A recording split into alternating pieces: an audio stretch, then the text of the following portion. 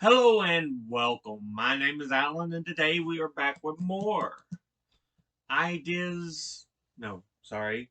A Testament of Hope, Dr. Martin Luther King Jr., about called it Ideas and Opinions. Anyway, we are going to try to finish up the Trumpet of Conscience today. So let's go ahead and jump right into this. There is nothing wrong with a traffic law that says you have to stop for a red light, but when a fire is raging, the fire truck goes right through the red light, and normal traffic had better get out of its way. Or when a man is bleeding to death, the ambulance goes through those red lights at top speed. There is a fire raging right now for the Negroes and the poor of this society. They are living in tragic conditions because of the terrible economic injustices that keep them locked in as an underclass, as the sociologists are now calling it. Disinherited people all over the world are bleeding to death from deep social and economic wounds. They need brigades of ambulance drivers who will have to ignore the red lights of the present system until the emergency is solved. Massive civil disobedience is a strategy for the social change which is at least as forceful as an ambulance with its siren on full. In the past 10 years, nonviolent civil disobedience has made a great deal of history, especially in the southern United States. When we and the Southern Christian Leadership Conference went to Birmingham, Alabama in 1963, we had decided to take action on the matter of integrated public accommodations. We went knowing that the Civil Rights Commission had written powerful documents calling for change, calling for the very rights we were demanding, but nobody did anything about the commission's report. Nothing was done until we acted on these very issues and demonstrated there before the court of world opinion the urgent need for change. It was the same story with voting rights. The Civil Rights Commission, 3 years before we went to Selma, had recommended the changes we started searching for. But nothing has was done until in 1965 we created a crisis the nation couldn't ignore. Without violence, we totally disrupted the system, the lifestyle of Birmingham, and then of Selma with their unjust and unconstitutional laws.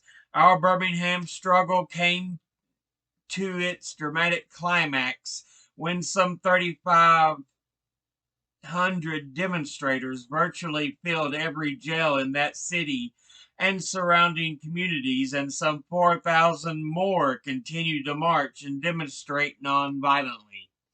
The city knew then, in terms that were crystal clear, that Birmingham could no longer continue to function until the demands of the Negro community were met.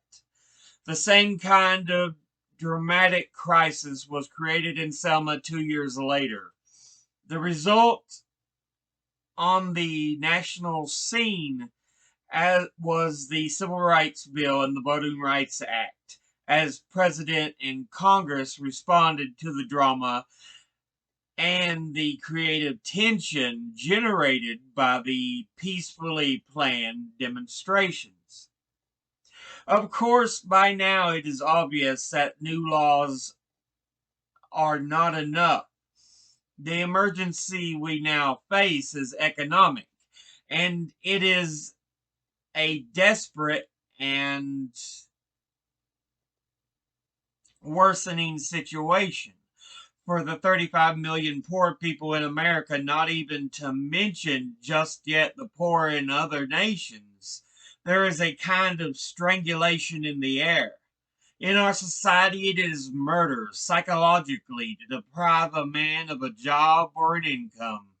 You are, in substance, saying to that man that he has no right to exist. You are, in a real way, depriving him of life, liberty, and the pursuit of happiness, denying, in his case, the very creed of his society. Now millions of people are being strangled in that way. The problem is international in scope, and it is getting worse as the gap between the poor and the affluent society increases.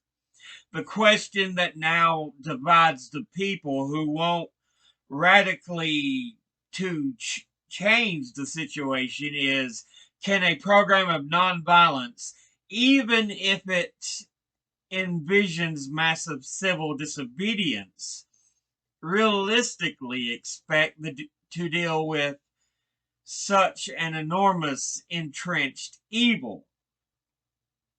First of all, will nonviolence work psychologically after the summer of 1967? Many people feel that nonviolence as a strategy for social change was cremated in the flames of the urban riots of the last 2 years. They tell us that Negroes have only now begun to find their true manhood in violence, that the riots proved not only that Negroes hate whites, but that compulsively they must destroy them. This bloodlust interpretation ignores one of the most striking features of the city riots. Violent they certainly were, but the violence, to a startling degree, was focused against the property rather than against people. There were very few cases of injury to persons, and the vast majority of the rioters were not involved at all in attacking people. The much publicized death toll that marked the riots and many injuries were overwhelmingly inflicted on the rioters by the military. It is clear that the riots were exacerbated by police action that was designed to injure and even kill people. As for the snipers, no account of the riots claims that more than 1 or 2 dozen people were involved in sniping. From the facts, an unmistakable pattern emerges. A handful of Negroes used gunfire substantially to intimidate, not to kill, and all of the other participants had a different target: property. I am aware that there are many who wince at a distinction between property and persons, who hold both sacrosanct. My views are not so rigid. My life, or a life, is sacred. Property is intended to serve life, and no matter how much we surround it with rights and respect, it has no personal being. It is a part of the earth man walks on. It is not man. The focus on property in the 1967 riots is not accidental. It has a message. It is saying something. If hostility to whites were ever going to dominate a Negro's attitude and reach murderous proportions, surely it would be during a riot. But this rare opportunity for bloodletting was sublimated into arson, or turned into a kind of stormy carnival of free merchandise distribution.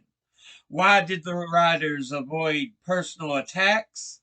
The explanation cannot be fear of retribution, because the physical risks incurred in the attacks on property were no less than for personal assaults. The military forces were treating acts of petty larceny as equal to murder. Far more rioters took chances with their own lives in their attacks on property than threatened the life of anyone else. Why were they so violent with people then, or violent with property then? Because property represents the white power structure which they were attacking and trying to destroy. A curious proof of the symbolic aspect of the looting for some who took part is in the fact that after the riots, police received hundreds of calls from young Negroes trying to return merchandise they had taken. Those people wanting the experience of taking, of redressing the power imbalance that property represents, possession afterward was secondary. A deeper level of hostility came out in arson, which was far more dangerous than the looting. But it, too, was a demonstration and a warning.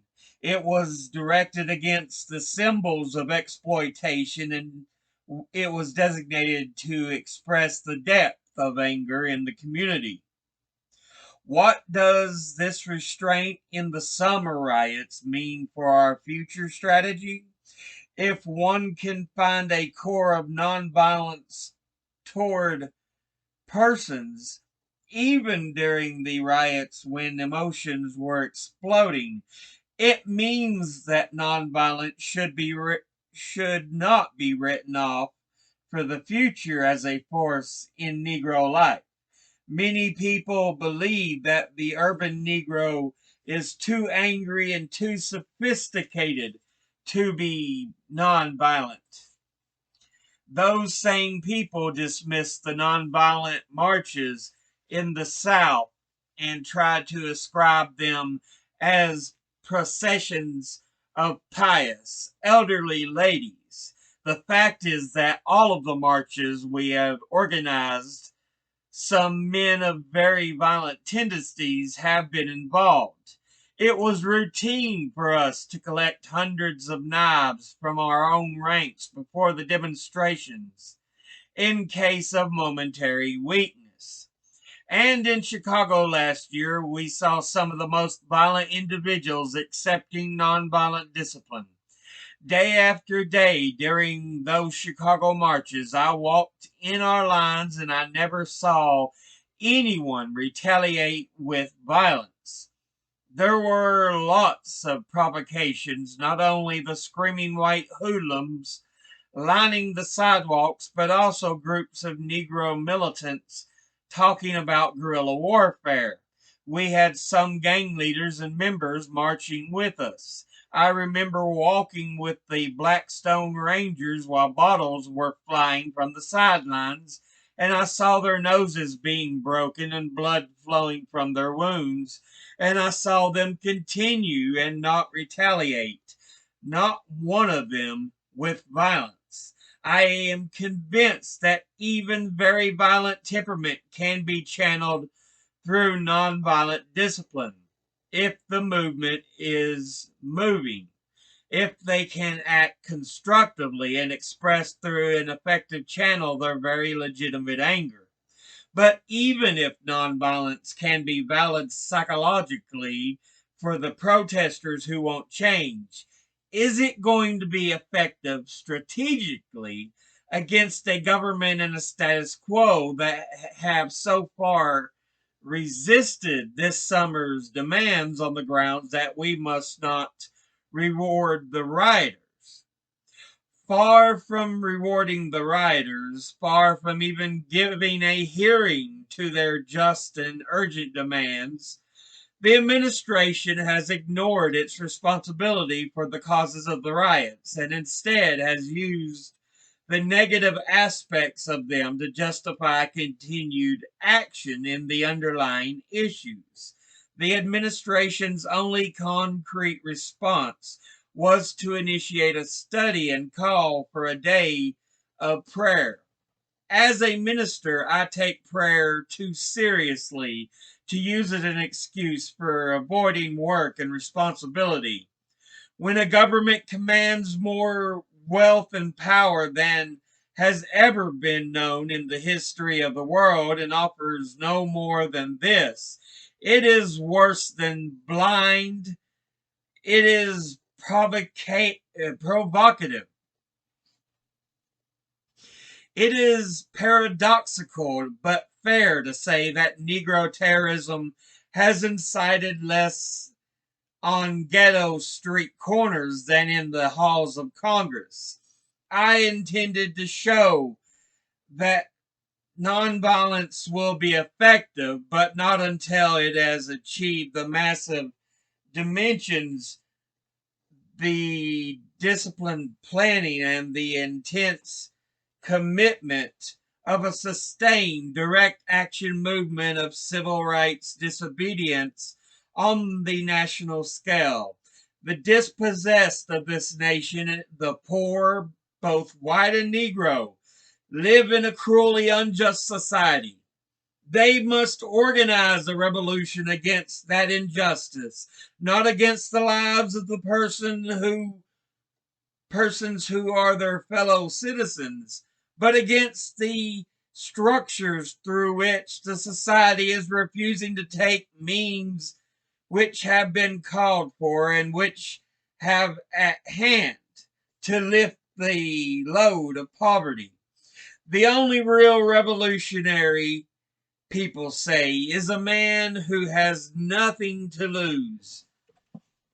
There are millions of poor people in this country who have very little or even nothing to lose. If they can be helped to take action together, they will do so with a freedom and a power that will be a new and unsettling force in our complacent national life.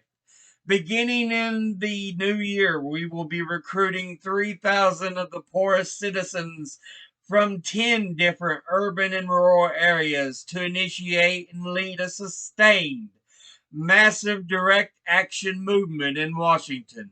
Those who choose to join this initial 3,000, this nonviolent army, this Freedom Church of the Poor, will work with us for 3 months to develop nonviolent action skills. Then we will move on Washington, determined to stay there until the legislative and executive branches of the government take serious and adequate action on the jobs and income. The delegation of poor people can walk into a high official's office with a carefully collectively prepared list of demands. If you're poor, if you're unemployed anyway, you can choose to stay in Washington as long as the struggle needs you. And if that official says, but Congress would have to approve this, or but the president would have to be consulted on that, you can say, all right, we'll wait.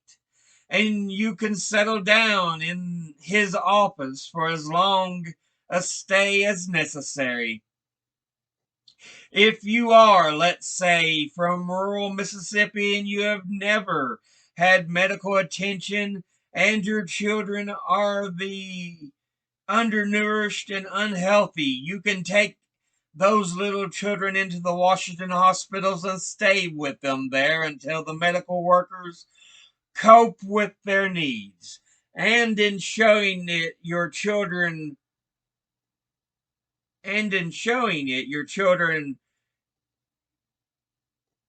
you will have shown this country a sight that will make it stop in its busy tracks and work hard without what it has done. The many people who will come and join the 3,000 from all groups in the country's life will play a supportive role, deciding to be poor for a time along with the dispossessed who are asking for their right to jobs or income. Jobs, income, the demolitions of slums, and rebuilding by the people who live there of new communities in their place. In fact, a new economic deal for the poor. Why camp in Washington to demand these things? Because only the federal Congress and administration can decide to use the billions of dollars we need for a real war on poverty. We need not a new law, but a massive new program. This Congress has done nothing to help such measures and plenty to hinder them. Why should Congress care about our dying cities? It is still dominated by senior representatives of the rural South who still unite in an obstructive coalition with unprogressive Northerners to prevent public funds from going where they are socially needed. We broke the coalition in 1963 and 64 when the civil rights and voting rights laws were passed. We need to break it again by the size and force of our movement, and the best place to do that is before the eyes and inside the buildings of this same congressman. The people of this country, if not the congressmen, are ready for a serious economic attack on slums and unemployment, as two recent polls by Lou Harris have revealed. So we have to make Congress ready to act on the plight of the poor. We will prod and sensitize the legislatures, the administrators, and all the wielders of power until they have placed this utterly imperative need. We have said that the problem, the crisis we face, is international in scope. In fact, it is inseparable from the international emergency which involves the poor, the dispossessed, and the exploited of the whole world.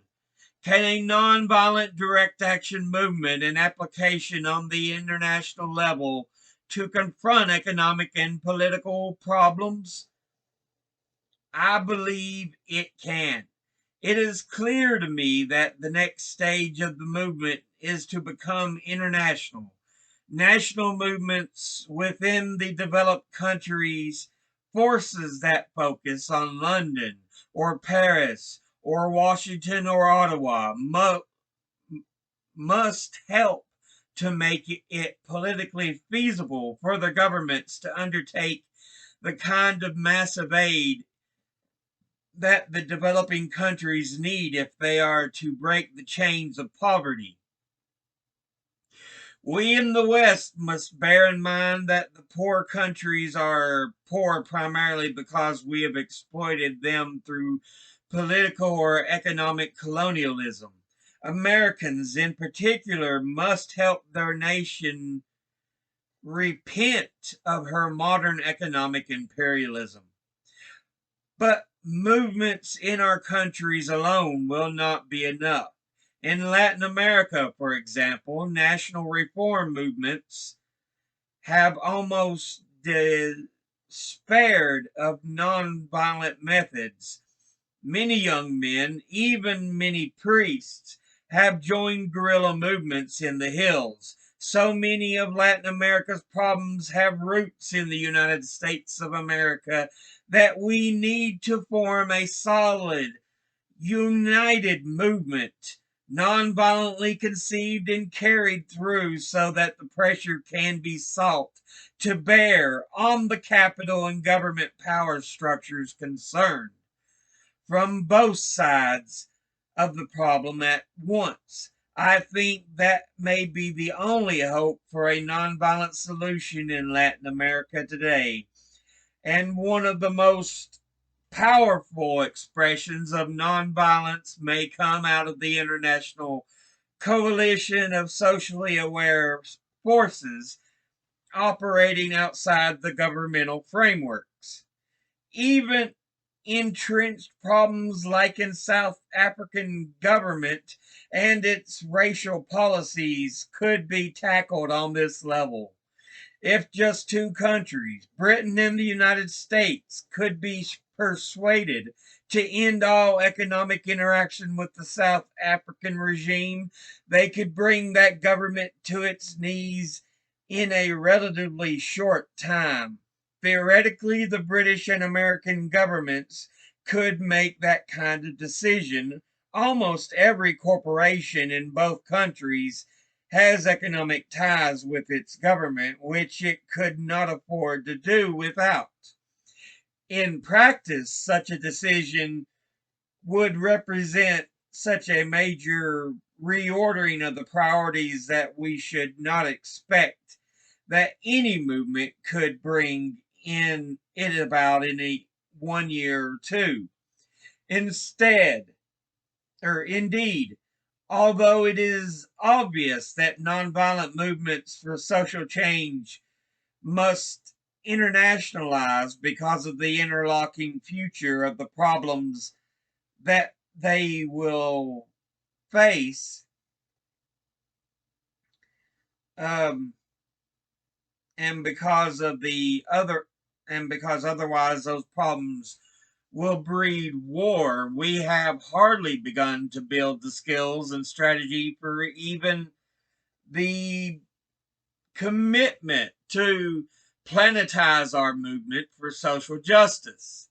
In a world facing the revolt of ragged and hungry masses of God's children, in a world torn between the tensions of East and West, white and colored, individuals and collectivists, in a world whose cultural and spiritual power lags so far behind her technological capabilities that we live each day on the verge of nuclear co-annihilation.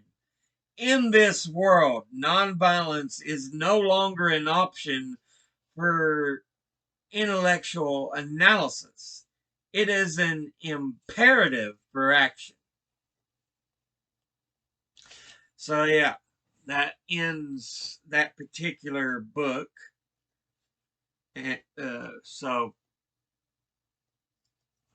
yeah, the next video we'll be working on is we go back to more interviews with Dr. King. So we'll be doing that. But yeah, he clearly has become more about not just a racial justice, but a social justice to help the poor. You know, to help every man. And he's like, we can't just do this nationally. It needs to be done internationally. You know, try to fix everything. And he makes a point I have tried to make over and over.